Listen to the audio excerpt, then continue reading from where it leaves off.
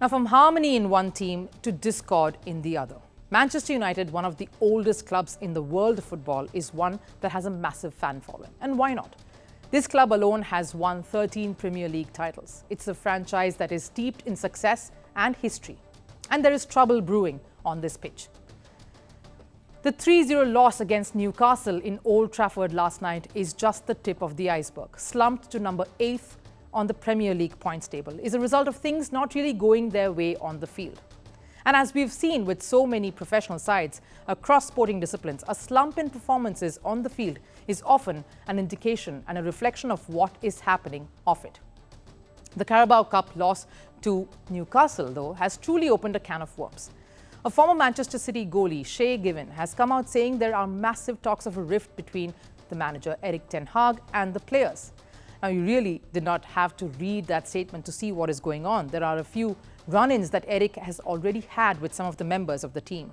The Jadon Sancho Erik Ten saga, for example. The manager omitted Sancho from Manchester United's first squad, saying that his performance at training was not good enough.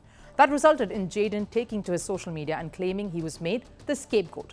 Now, just to give you a bit of a backgrounder here, Sancho had been awarded some time off between October last year right up to early this year, February, to recover from his physical and mental issues.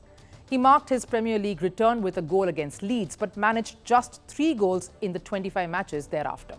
It's reportedly being said that a miffed Sancho might leave the club in January. Sancho's termination could mean a massive financial blow, considering he was bought in for over $88 million. The club, though, decided to stand by Erik through this chapter. Now let's paint you a picture of Erik Ten Hag. When he was hired last year, he was seen as someone who could restore the club's former glories. And he has a strong personality. He's quite the strict disciplinarian, and it's great if that's the kind of pressure you revel and grow in.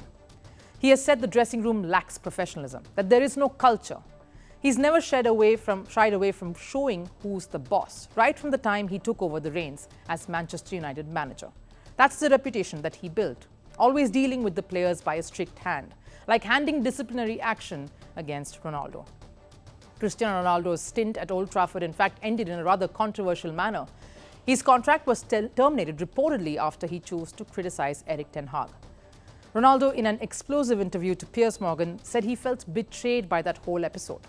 Hag's urge, in fact, to stamp his authority among the players also saw him strip Harry Maguire of the captaincy, giving it to Bruno Fernandes, who led the team to a resounding defeat in the derby recently.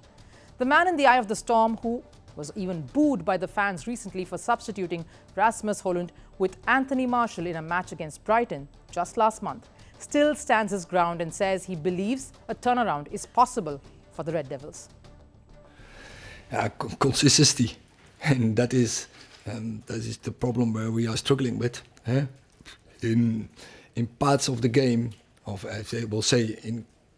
in big parts of the game, I would say, we do a lot of things right. But then we are moments where we're struggling, and in such moment we can't survive. And in this moment, you have to do the right things, and so be consistent in doing the job. Be consistent in the communication, because when you do that, you keep the right organization and do it like before. So yeah, definitely you can mark such moment as when we score a goal, or when we concede a goal, or when decisive moments are going against us, and then we lose a little bit team. And where we, over big parts, say 95% of the game, we are that team. So keep doing all the way through, and there we have to step up. Now, Erik Ten Hag joins the long list of managers that have rapidly come and gone at Manchester United after the illustrious Alex Ferguson era.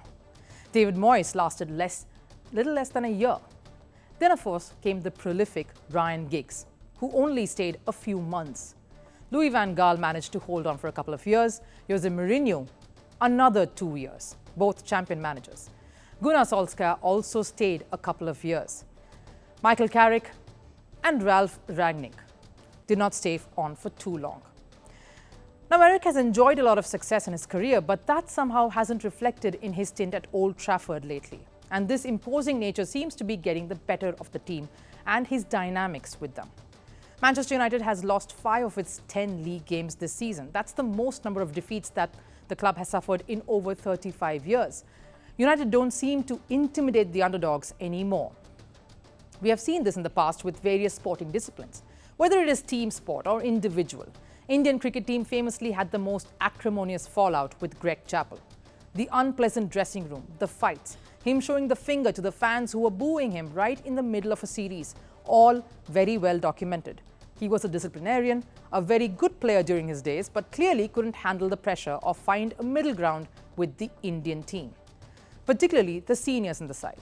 Individual stars in tennis, badminton have often parted ways with their coaches or mentors because of a lack of a common ground or just the ideology is not really sinking anymore. In this case, Erik Ten Hag seems to be stubborn about the control of the team resting with him and him solely. Though his first season with Manchester United was a success, the last few months have been rather rocky for him and the players. We will just have to wait and see how this story will continue to unfold. It's the dream of every cricketer, the ultimate glory. Few manage to keep their date with destiny. But for many, it's been heartbreaks and a cross to bear. The Holy Grail is here in India. I'm Rupha Ramani and Firstpost brings you the ringside view. We bring you the Cup of Dreams. Cricket World Cup coverage like never before.